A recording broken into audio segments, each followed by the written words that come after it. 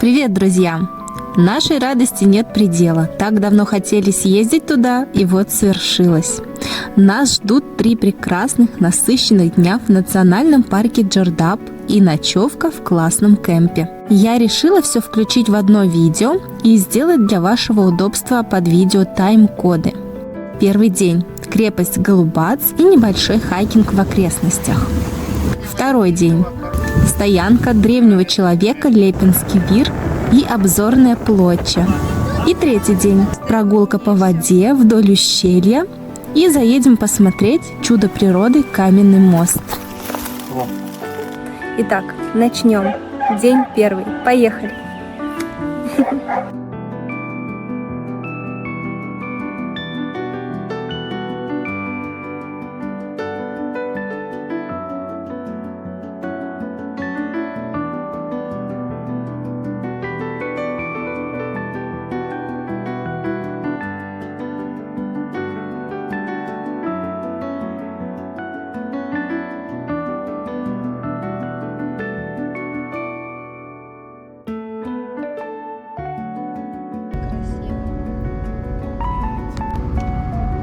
Вот она, средневековая крепость Голубац.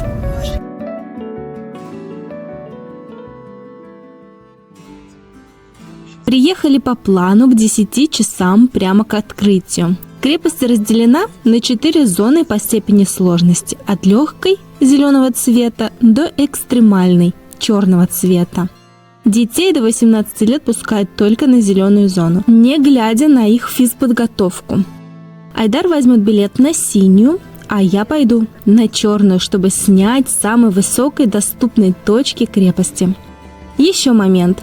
Кассир проверяет наличие на ногах кроссовок при покупке сложных зон. Сказать, что крепость нас впечатлила, значит ничего не сказать. Она грандиозная, ошеломительная, построенная на сложном рельефе и прекрасная.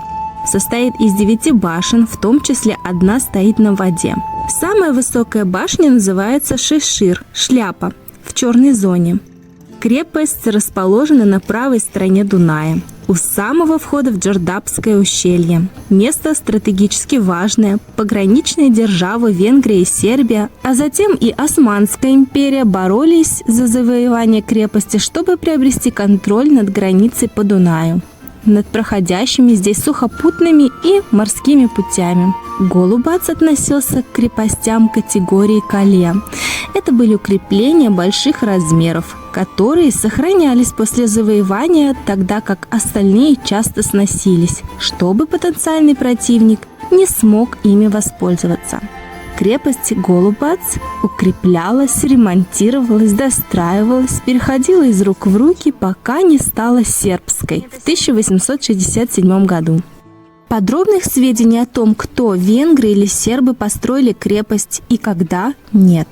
Впервые в письменных источниках упоминается в венгерской грамоте 1337 года как крепость с военно-венгерским гарнизоном, скорее всего построена на руинах более древнего римского укрепления.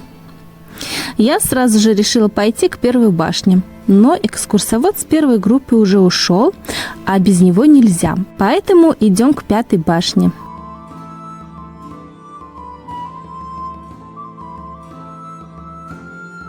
Башня 5 построена для защиты дворца, как и сам дворец, построенный во времена правления Стефана Лазаревича. Строение использовалось для жилья, об этом свидетельствуют остатки камина и туалета.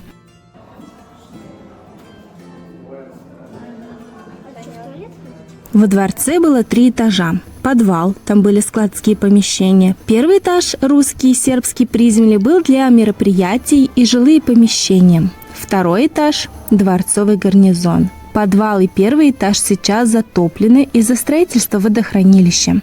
Сейчас во дворце музей.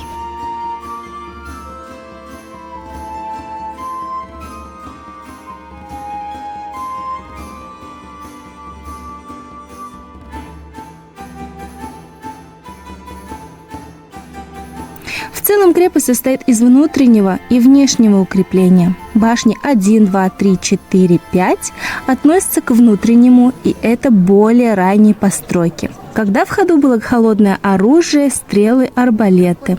Башни 6, 7, 8, 9 построены гораздо позже, когда появилось огнестрельное оружие. За пределами крепости с западной стороны было поселение, население которого составляли в основном торговцы и ремесленники. Высота башен от 20 до 25 метров. Средняя толщина стен 2,8 метра.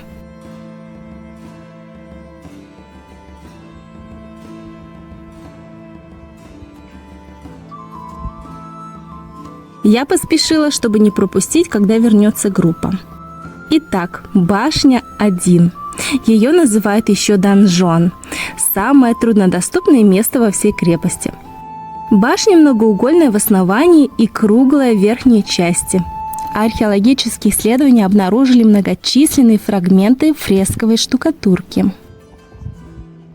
В крепости очень много стендов с историческими справками, но этой истории нет, поэтому расскажу ее. В 1427 году, когда Голубац перешел в руки османов, венгерский король Сигизмунд понял, что у него на пороге опасный враг, и построил крепость Лаславар на противоположном берегу Дуная.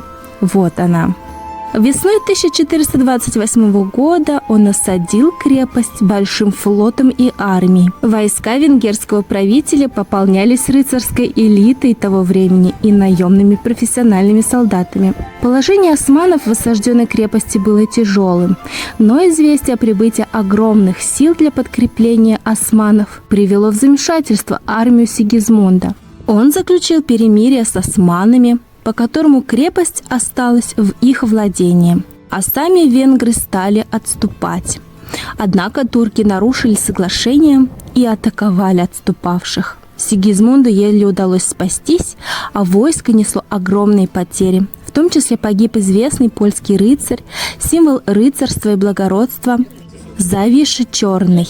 В крепости вы увидите памятную табличку о нем. Завиша Черный стал героем книги «Башня щитов» Анджея Сапковского. Довольно известная, возможно, вы слышали или даже читали.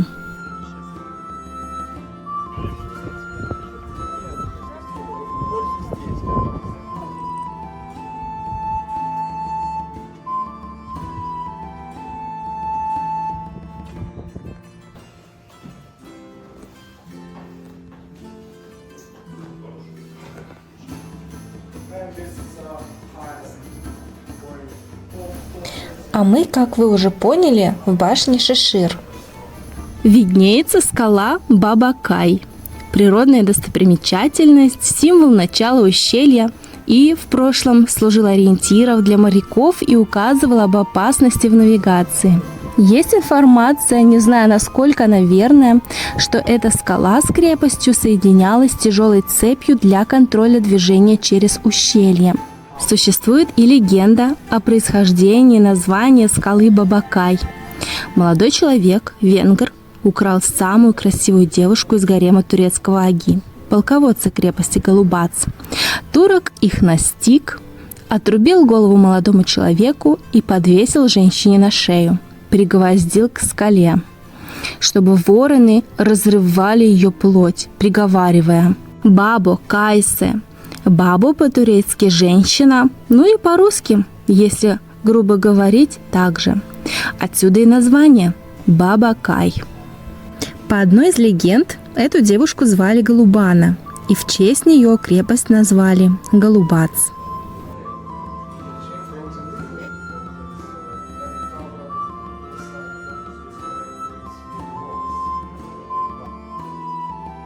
Во время исследований в башнях 3 и 4 были найдены 7000 наконечников стрел и болтов от арбалетов. Башня 3 имела оборонительную функцию, 4 служила и для размещения экипажа, а еще над входом находилась икона с изображением защитника города.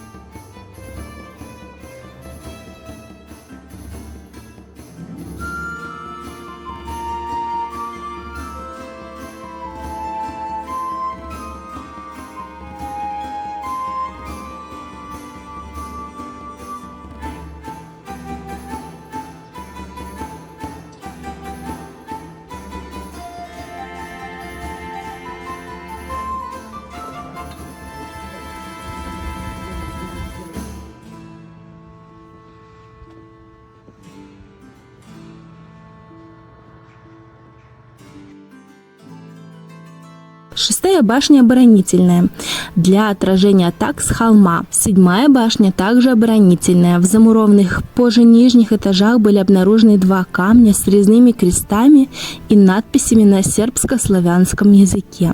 Восьмая башня защищала главные ворота.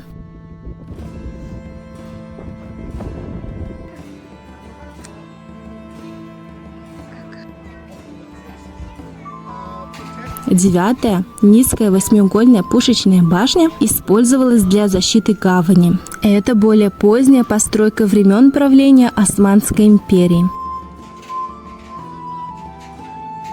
Также к этому периоду относятся и стены башен 6-7-8 внешнего укрепления, которые облегчали рикошетирование пушечных ядер.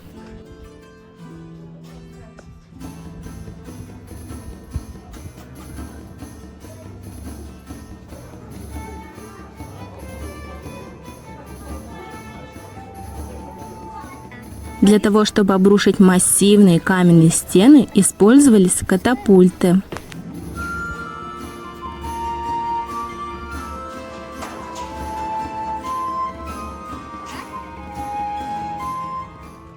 В 30-е годы 20 века через крепость была проложена дорога, в результате чего были повреждены ворота с обеих сторон. Во время строительства гидроэлектростанций в 70-е годы возрос интерес к крепости. Были проведены исследования, но крепость была в запустении и сильно разрушалась. Работа по восстановлению крепости началась в 2012 году, когда начали строить объездную дорогу и тоннель. Работа завершилась в 2019 году. В крепость инвестировано 8,5 миллионов евро.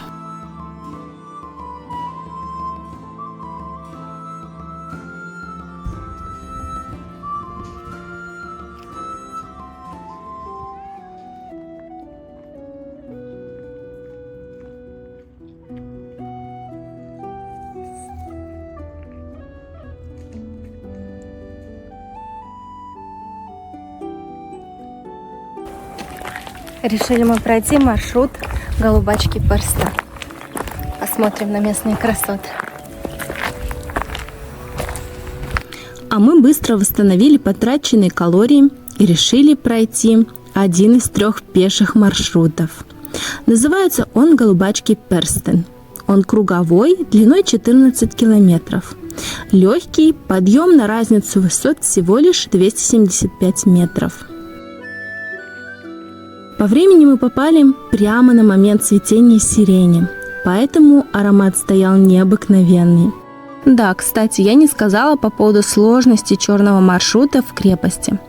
Там пришлось немного полазить, но, думаю, и Данил бы его с легкостью прошел, а не пускать туда до 18 лет, скорее всего, из-за ответственности, которую не может на себя взять администрация, так как там есть открытые, ничем не огражденные участки, под которыми обрыв. Людям с боязнью высоты будет там, мягко говоря, некомфортно. А я уже там ощущала теплый приятный ветерок, который приносил легкие ароматы сирени с нагретых весенним солнцем склонов.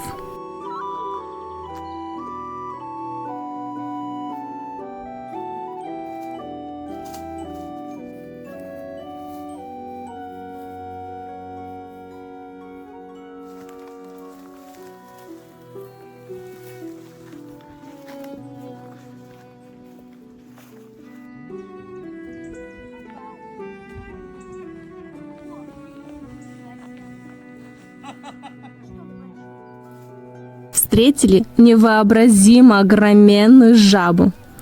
Серая жаба, или еще называют коровницей, считается самой крупной жабой в Европе. Будучи атакованной не очень крупным животным, жаба приподнимается на лапах и принимает угрожающий вид. Передвигается жаба по поверхности земли посредством шагания, а не прыгания. Прыгание она использует только в обескураженном состоянии. Как видите, она изрядно напугана, удирает быстро.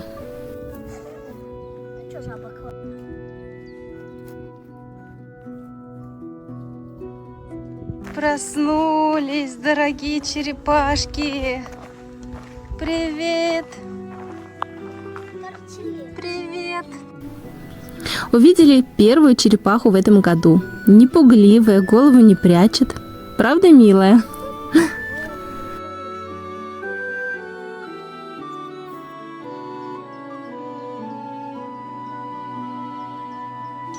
Идем на велику чуку 15 минут.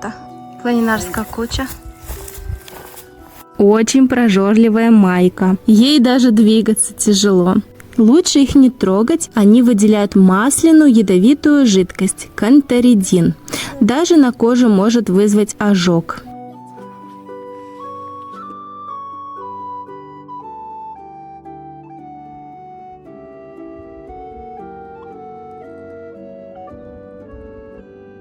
И вот добрались на обзорную.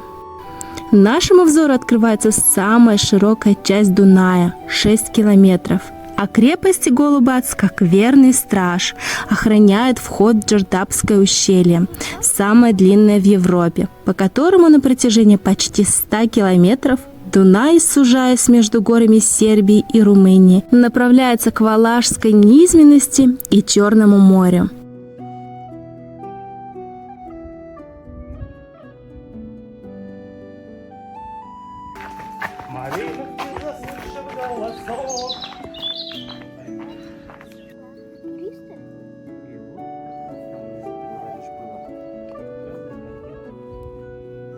Впереди несколько обзорных с видами на крепость.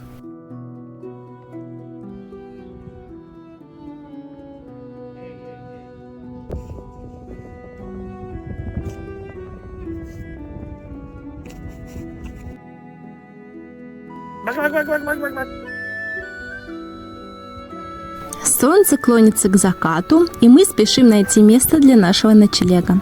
Честно говоря, думали сначала, что палатку поставим где-нибудь на берегу реки, но по пути увидели табличку с названием кемпа Осин. При подготовке к походу я видела этот кемп. В общем, все удачно сошлось, ночуем там.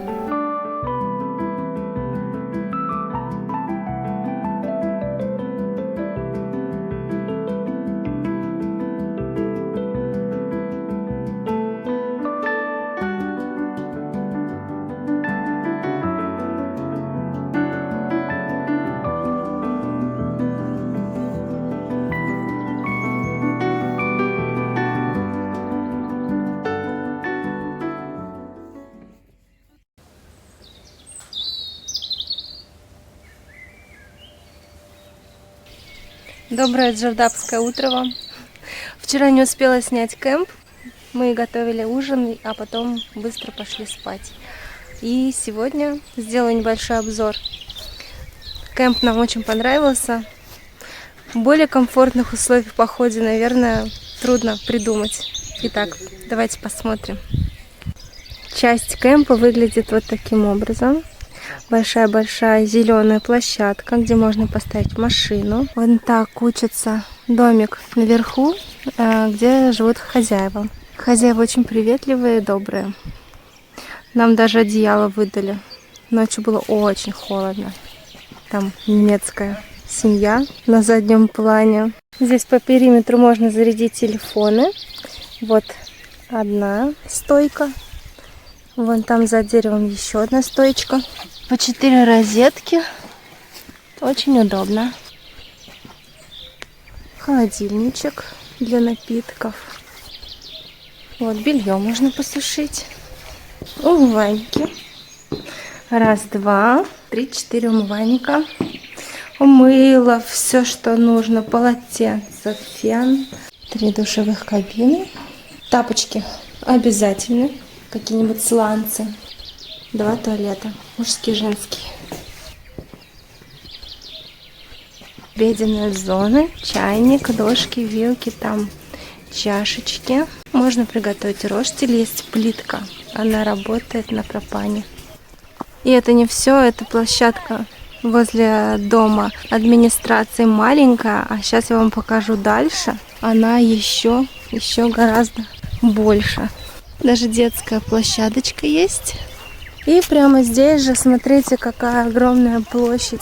Места для розеток. Угу. И что это, вода еще, да? Да, но она не работает. А называется кемп Асин. По стоимости, получается, с нас взяли 2500 за одну палатку на 100 человек. Да, такого комфортного отдыха с палаткой трудно себе представить. Очень радушная хозяйка нас напоила лимонадом. Вы не поверите, из крапивы. Дала нам одеяло, без которых, наверное, мы бы замерзли. Нужно иметь в виду, что здесь температура будет значительно меньше. Например, в жару 40 градусов, здесь будет всего 20. Ну а у нас ночью, наверное, было градусов 5. Сегодня снова будем сочетать полезное и красивое. Пищу для ума и усладу для глаз. Едем в Лепинский Вир. По дороге к музею будем любоваться представителями местной растительности.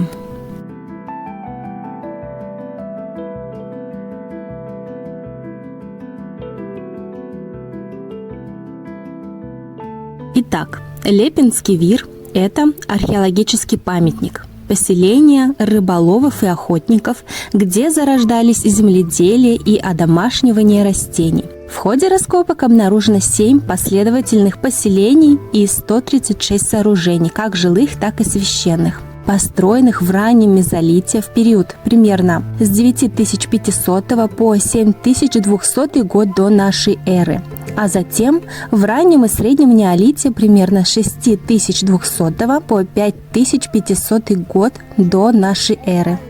Вы только вдумайтесь в эту цифру. Сейчас прошло всего лишь 2000 лет от начала нашей эры. А тот момент, когда жили эти люди, почти 10 тысяч лет до нашей эры.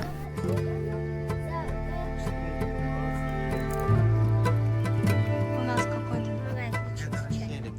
слезин, не очень честно, что сейчас время-то не ягодное, это цветы скорее. Вон он весь зелененький. Ой, слушайте. Выглядит впечатляюще. Место обнаружено на земле местного фермера в 1960-й. И медленно, с перерывами проходили раскопки, пока в 1967 году не пришло полное осознание значимости находки. Из-за того, что на реке было принято решение о строительстве плотины, в результате которого вода будет поднята, чтобы избежать затопления, весь участок был перенесен на 29,5 метров выше. Работы велись до 1971 года.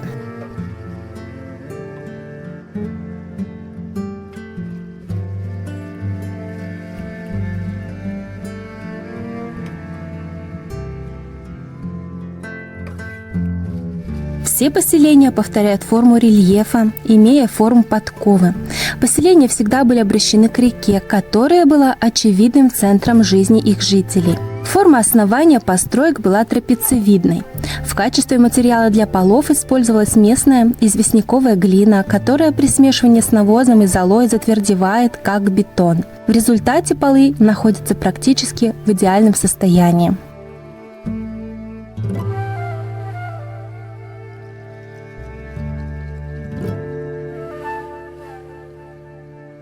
Умерших хоронили за пределами деревни на комплексном кладбище. Единственным исключением, по-видимому, были несколько важных старейшин, которых хоронили за очагом, сердцем дома. Лучше всего сохранился скелет из дома 69. Назвали его Валентина. Команда археологов и художников выполнили реконструкцию его лица.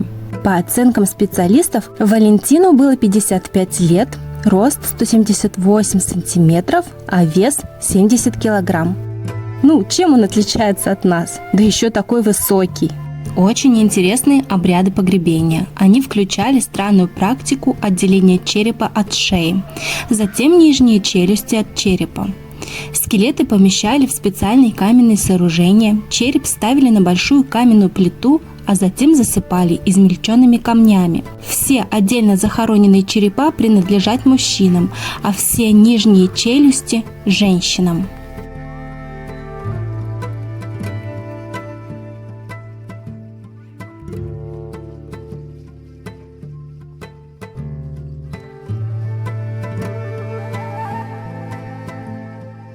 Кровельный материал либо был легко разлагаемым, либо был похож на окружающий лёс. В этом регионе по-прежнему широко распространена штукатурка, красноватая мутная глина. В селе Бальятино есть еще несколько домов, отштукатуренных этой же штукатуркой. Материал называется леп. Отсюда и название местности – Лепинский вир, что буквально означает «красный глиняный водоворот». Даже сегодня для производства ракии используют котлы, называемые лепенаком. Они сделаны из дерева, но покрыты красным суглинком, который местные ласточки также используют для укрепления своих гнезд. Что касается конструкций, покрывавших дома, то их внешний вид неизвестен. То, что представлено на выставке, является лишь предположением.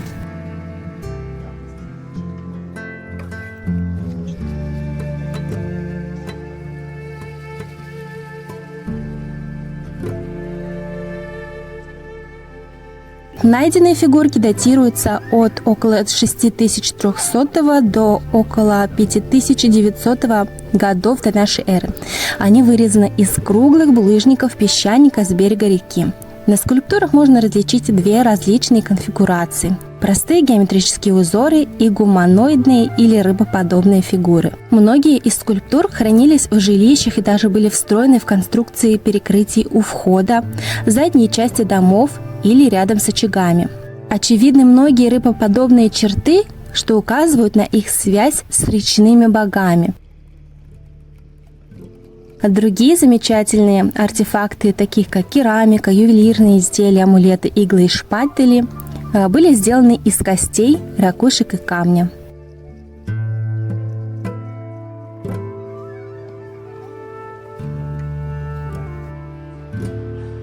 Жизнь на Лепинском вире вымерла около 4500 лет до нашей эры, когда жители отправились на поиски более обширных пахотных земель.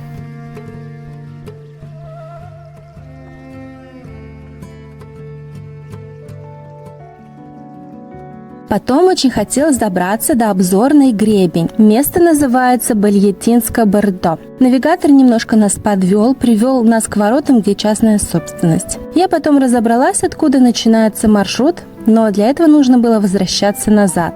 Тропа туда-обратно по гребню всего 5 километров, не больше. Но там очень красиво. Я оставлю точку начала маршрута на карте, а также сайт, где можно посмотреть фотографии 360 градусов. А если кто-то там побывает, поделитесь, пожалуйста, впечатлениями в комментариях. А мы едем дальше на обзорную площадь.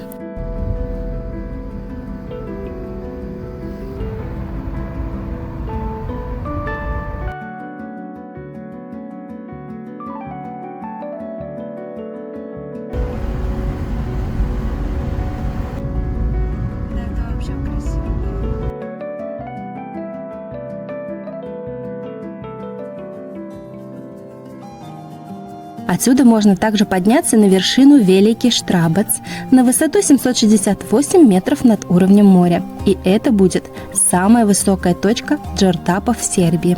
Место очень посещаемое. Народа было очень много. Пожалуй, впервые за все наши походы в Сербию.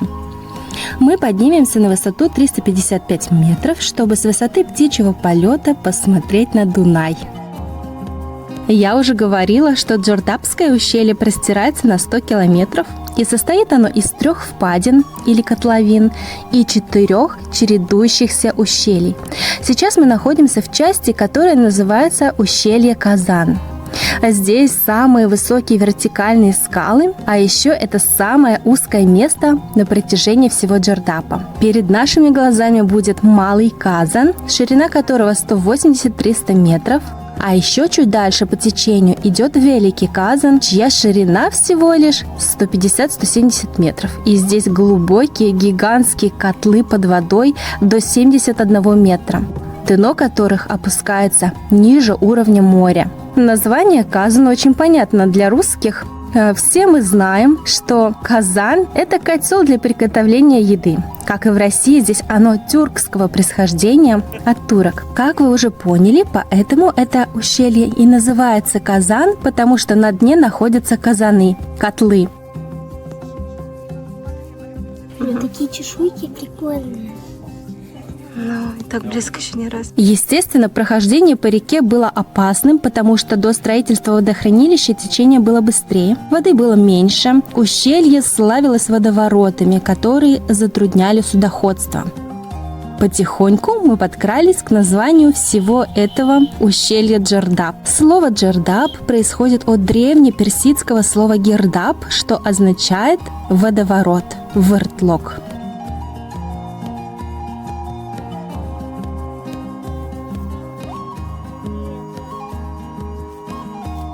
После основной обзорной, где толпится очень много народа, можно пройти налево, и по дороге будет еще 3 обзорных, где можно насладиться видами в одиночестве.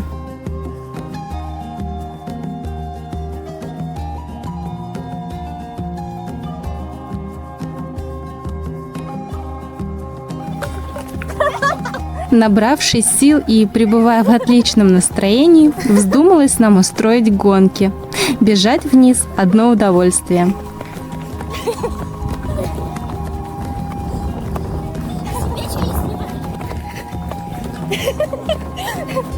Сейчас подскользнемся, блин. Мы решили поехать дальше и посмотреть, как смотрится децибал с дороги, и увидим ли мы Троянову табличку.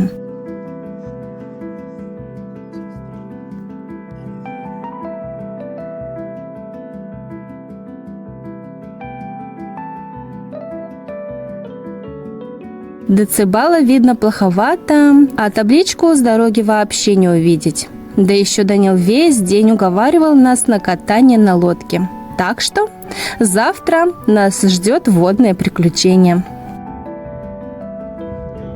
А сейчас мы возвращаемся в кемп далеко, но очень уж нам там понравилось. Когда были на Плоче, насобирали смирнию европейскую. Во многих языках ее называют конской петрушкой, македонской петрушкой, конским сельдереем. Она раньше очень ценилась как ранний овощ. Ее стебли готовили как спаржу, в салатах, в супах. По вкусу как что-то среднее между сельдереем и петрушкой. Она вышла из моды в XVIII веке, когда массово стали выращивать сельдерей. Во всей красе смирнию увидим завтра, когда будем гулять в каньоне реки Вратна и любоваться чудом природы. А сегодня у нас красная чечевица с копченой грудкой, крапивой, зеленым луком и, конечно же, конской петрушкой. И пасхальные угощения от хозяйки. Очень вкусные.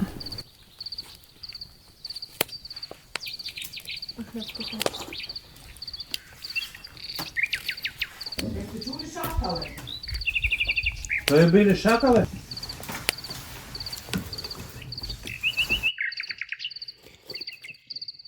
Ćemo krvaca.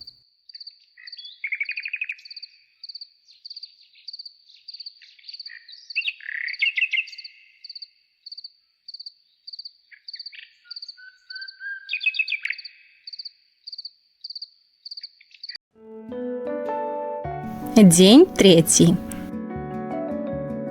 Чтобы прокатиться на лодке, едем снова в район обзорной Плочи, буквально чуть-чуть не доезжая. Предварительно необходимо договориться, контакт я оставлю под видео. Стоимость 1800 динар с человека. Капитан нашего корабля неплохо говорит по-русски. Все путешествие сопровождал интересным рассказом.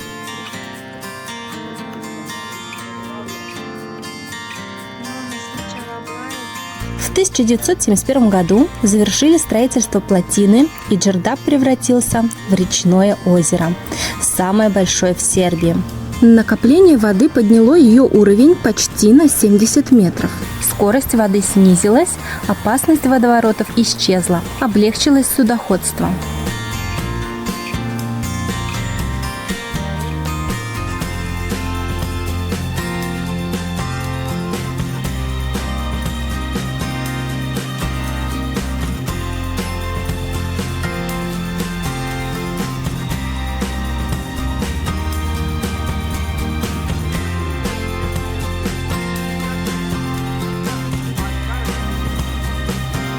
Мы проезжаем пещеру Паникова. Она состоит из ряда галерей, которые сообщаются друг с другом, имеет длину 1660 метров. и проходит через всю гору Чукар-Маре, примерно 400 метров. Здесь были найдены останки пещерного медведя и пещерной гиены.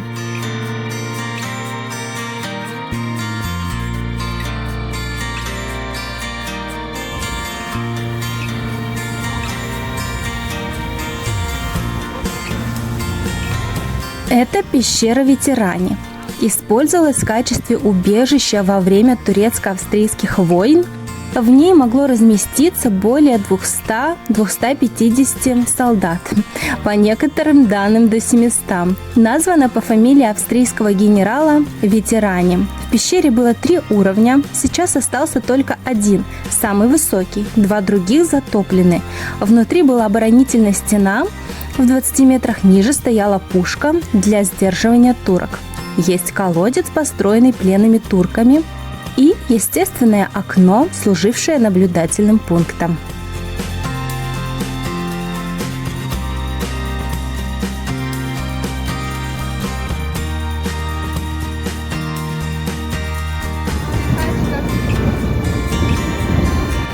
До устья Дуная 972 километра.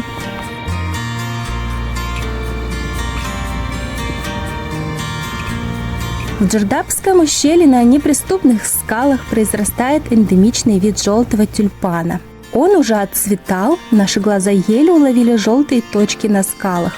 Когда-то он был и на сербской, и на румынской стороне, но, к сожалению, с южной и сербской стороны за последние 10 лет не зафиксировано ни одного цветка. В Сербии он считается вымершим, а в Румынии он исчезающий, а виной тому строительство плотины.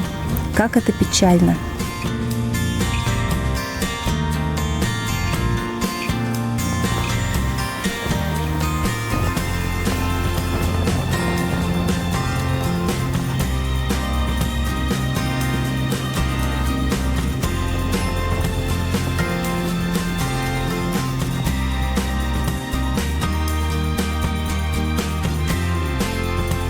У его, вот когда появился радиосвязь 60-х летах, и было так само.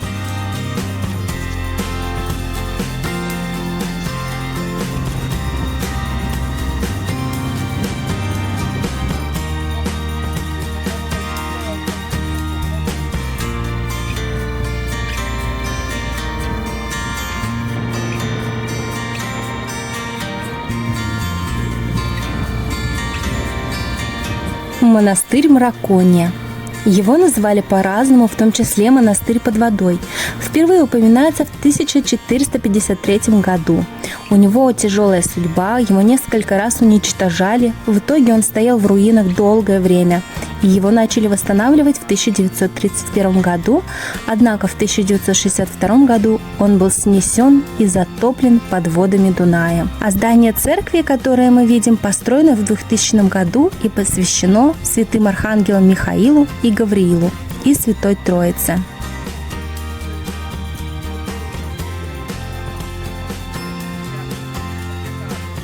Каменная скульптура Децибал. Самая большая резная каменная скульптура в Европе. Вторая в мире. Ее длина составляет 43 метра, а ширина 32 метра. Он расположен в месте слияния реки Мракония и Дуная на румынской стороне Джардапского ущелья.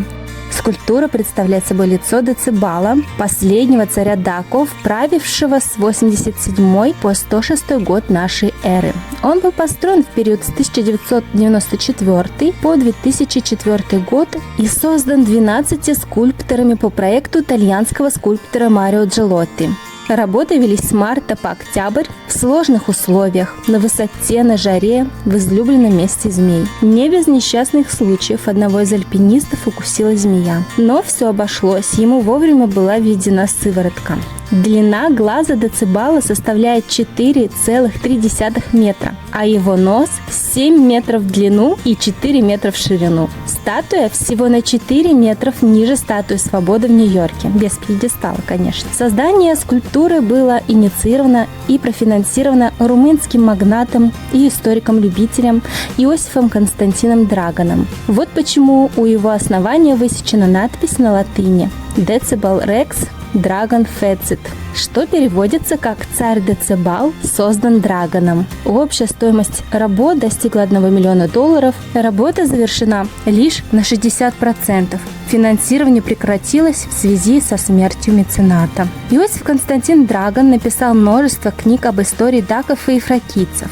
Местоположение Децибала не случайно. Драгон его расположил почти напротив Трояновой таблички, которую воздвиг противник Децибала, римский император Троян, в ознаменование похода римских имперских войск на Дакию и в ознаменование побед Римской империи над Дакийским королевством в войне 105-106 годов, а также в честь завершения строительства римской военной дороги Трояна.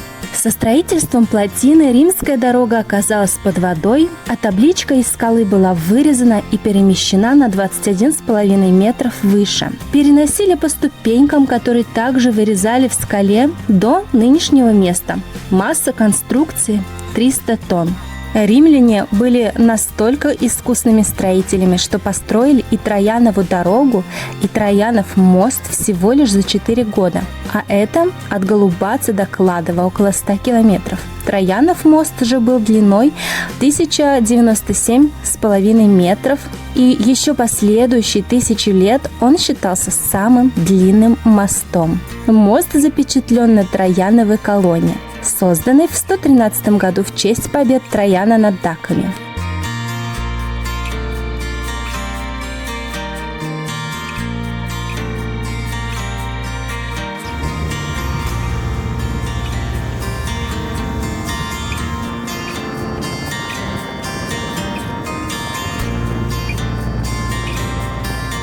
А сейчас вы увидите, почему Джардапское ущелье еще называют Железными воротами. Сейчас, когда мы плывем в сторону начала ущелья, можно заметить, как расступаются в стороны массивные железные скалы, будто открываются ворота.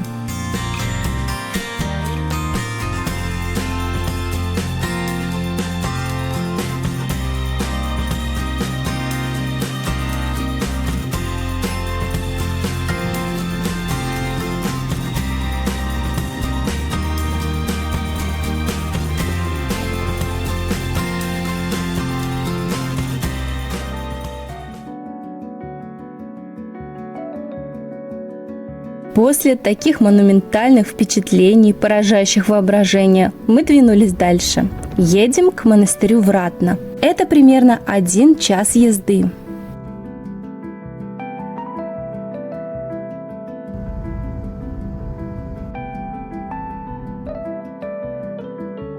По дороге нам повстречался заяц. Похоже, он отбился от своей семьи, они успели перебежать дорогу, а он нет.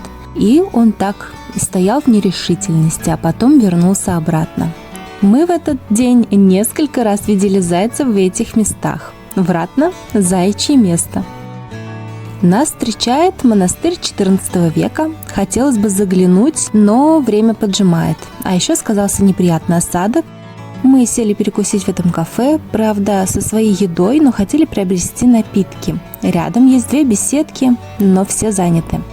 А это кафе работает при монастыре, и нас попросили уйти, сказав, что наша еда неблагословенная. Честно говоря, впервые в Сербии такое отношение. Ну да ладно. У нас сегодня 8,5 километров и 4,5 часа, чтобы пройти все каменные мосты в каньоне реки Вратна. Сегодня будут целые плантации конской петрушки. Именно ее вчера мы собирали.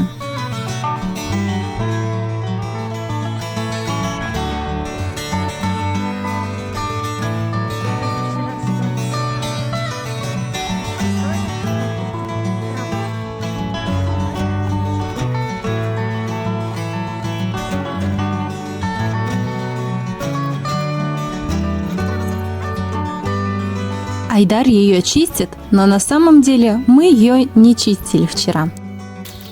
Вкус между петрушкой и сельдереем. Ну, стебельки такие сочненькие. Не знаю, вот выжили. Здравствуем сегодня после супа. Кипершун. Завались. Ешь не хочу. Хоть на целый. Лезем на первую обзорную. С нее виден простор перед монастырем. А обратно как? Легко. Я ж слова не занимаюсь, я просто так.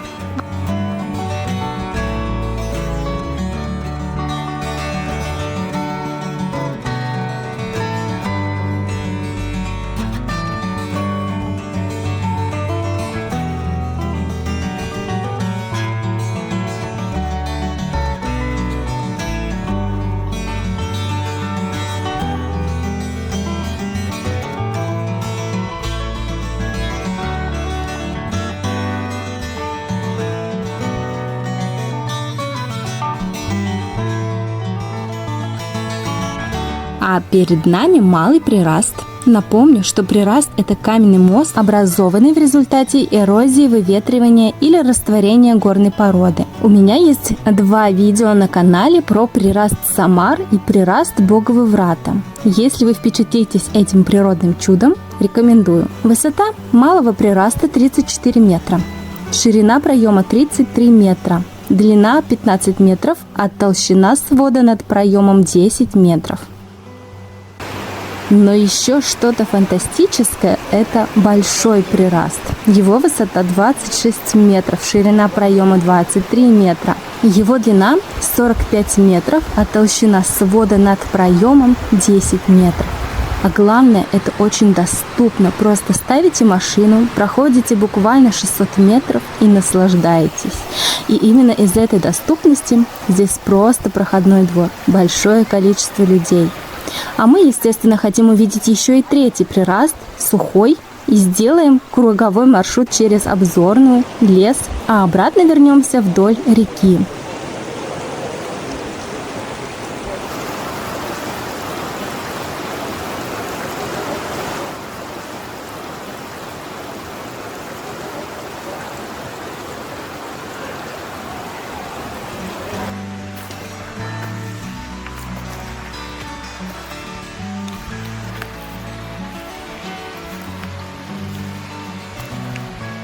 Соя.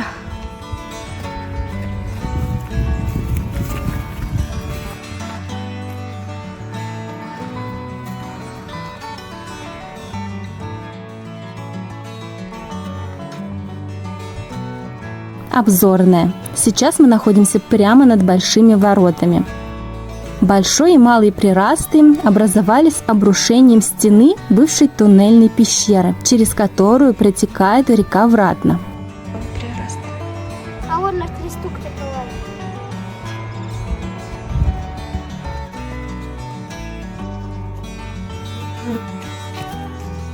Судя по ненатоптанности, здесь никто не ходит. Или ходит очень мало.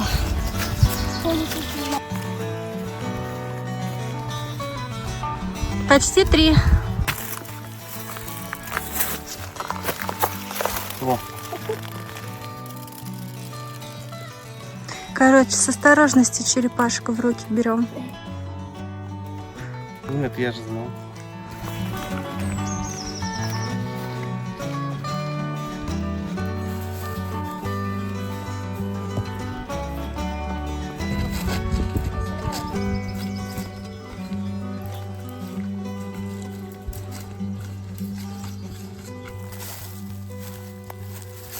Мы застали прекрасную пору, когда листочки у деревьев молодые, и цвет пейзажа в нежно-зеленых тонах. Я обожаю это время.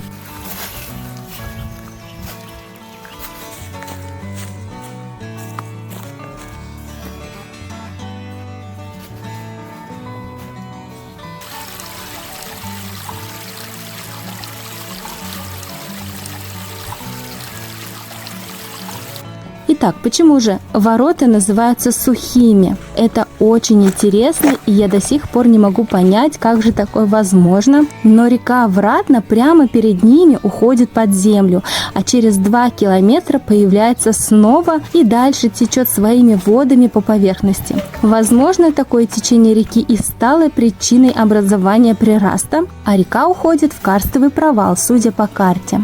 Длина сухого прираста 34 метра, ширина проема 15 метров, высота 20 метров, толщина свода 10.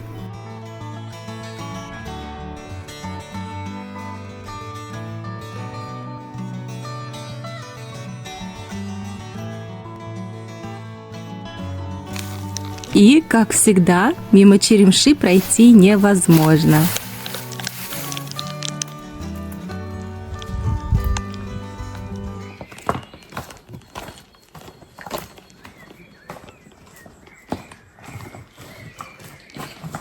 Выставляет на погас этот усик, залезает на дерево, садится там на сучок, на лист и читает.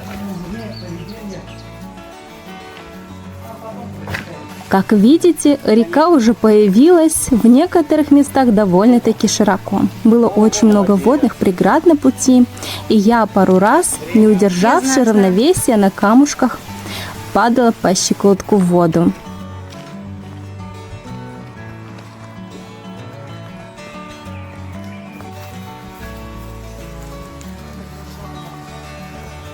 Черемша цветет.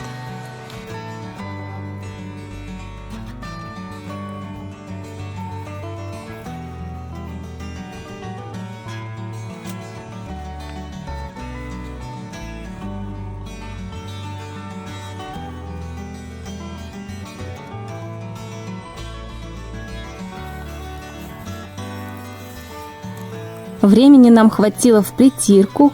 Успеваем засветло перекусить и возвращаемся в Ниш. По традиции наш трек. Спасибо за просмотр. До встречи в горах. Чао. Вернулись.